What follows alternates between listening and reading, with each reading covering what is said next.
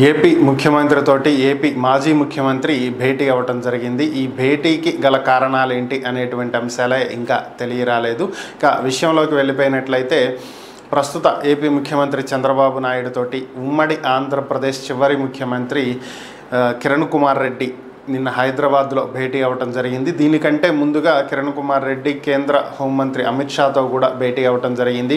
చంద్రబాబుతో దాదాపుగా అరగంటకు పైగా చర్చించినట్లుగా తెలుస్తుంది.